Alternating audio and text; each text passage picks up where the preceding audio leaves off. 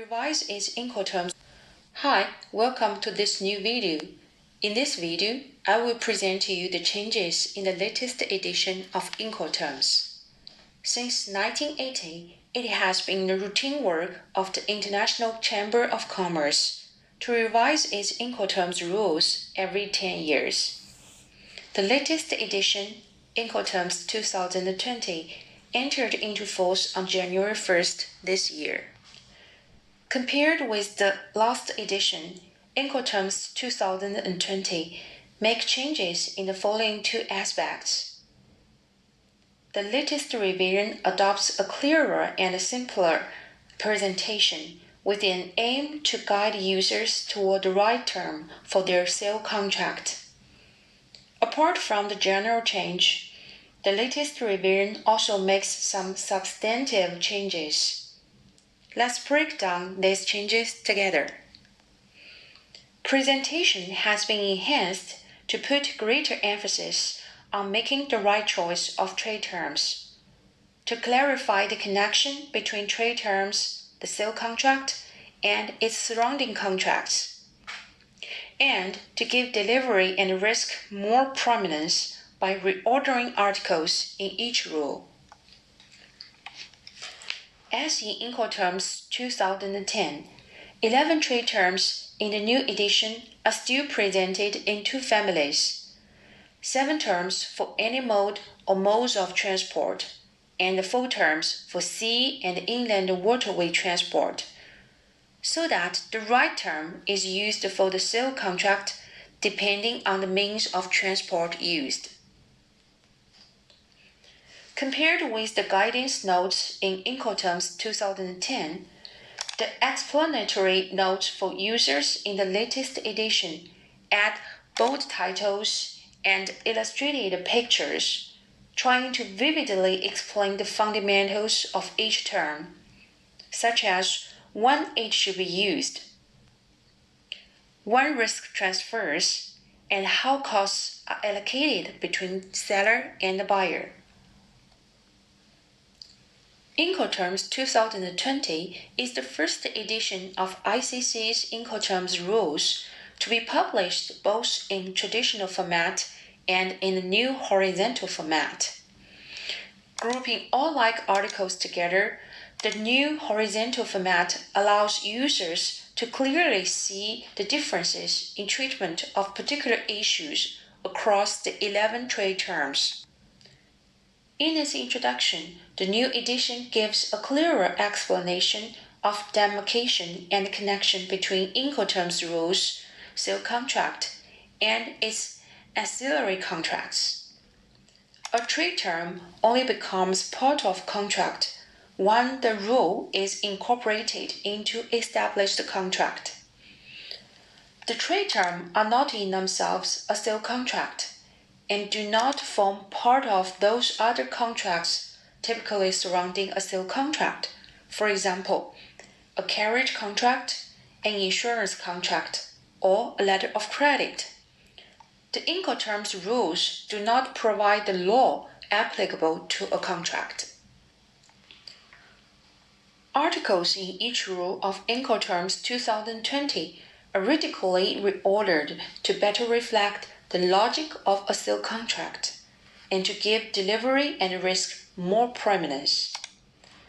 Delivery and transfer of risks come instantly after the general obligations of the parties, which is to help traders easily identify the differences among the various trade terms, exaggerated, the different points in time and place at which the seller delivers the goods to the buyer, with risk transferring to the buyer from that time and point.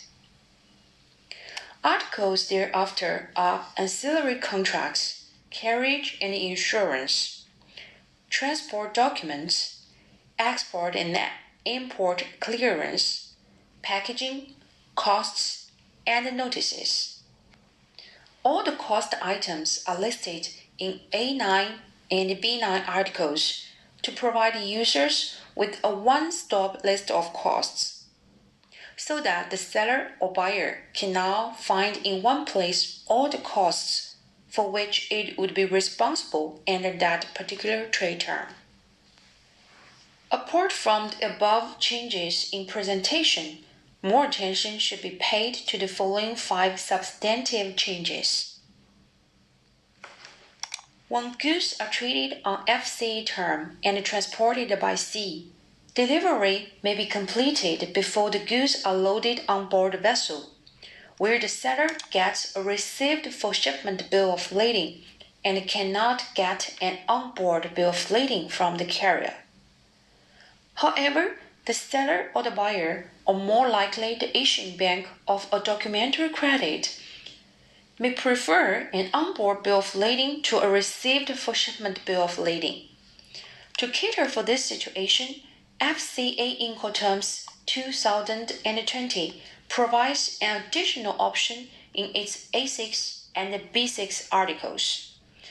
The buyer and the seller can agree that the buyer will instruct its carrier to issue an on-board bill of lading to the seller after the goods are loaded on board the vessel. The seller then being obliged to tender that bill of lading to the buyer, typically through banks. However, it should be emphasized that even where this optional mechanism is adopted, the seller is under no obligation to contract for carriage. In Incoterms 2010, both CIF and CIP requires the seller to cover the goods at least with the minimum cover as provided by clauses C of the Institute Cargo Clauses or any similar clauses like FPA of CIC. In Incoterms 2020, with insurance requirement being unchanged in CIF, CIP requires the seller to cover the goods with Institute Cargo Clauses A, although it is open to the parties to agree on a different level of cover. The third change happened in D group term. Do you know what is the difference between DAT and DAP in Incoterms 2010? The only difference between them was that in DAT, the seller delivers the goods once the goods are unloaded from the arriving means of transport into a terminal. Whereas in DAP, the seller delivers the goods when the goods are placed at disposal of the buyer on the arriving means of transport, ready for unloading. Where is the terminal? Terminal was broadly defined to include any place, whether covered or not. Therefore, 2 changes are made to DAT and DAP in the new edition. First, DAT has been changed to DPU, delivered, at place, unloaded, emphasizing the reality that the place of destination could be any place and not only a terminal. Second, DAP, where delivery happens before unloading, now appears before DPU, the old DAT. Incoterms 2010 assumed that the goods were to be carried from the seller to the buyer by a third-party carrier. However, there is nothing to stop a seller from using its own means of transportation on the D term for such carriage, without outsourcing that function to a third party. Likewise, in an FCA purchase, there was nothing to stop a buyer from using its own vehicle for the collection of the goods and for their transport to the buyer's premises. Therefore, Incoterms 2020 expressly allows not only for the making of a carriage contract, but also for simply arranging for the necessary carriage.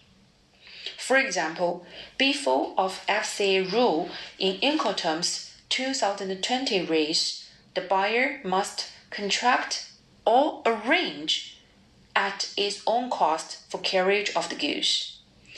A4 of D rule reads, the seller must contract or arrange at his own cost for the carriage of the goods. The last change is about security-related requirements. Incoterms 2010 rules allocated obligations between the buyer and the seller to obtain or to render assistance in obtaining security-related clearances in Articles A2, B2, and A10, B10 of each rule in order to address arising security issues. Those security-related concerns and the associated shipping practices are now much more established. Therefore, in Incoterms 2020, an express allocation of security-related obligations has now been added to A4 carriage and A7 export and import clearance of each trade term. The costs occurred by these requirements are also now given a more prominent position in the costs article A9 and B9. Those are all about the main changes in Incoterms 2020. You may refer to the new rules for more details. You can also share your comments online with others. Thank you.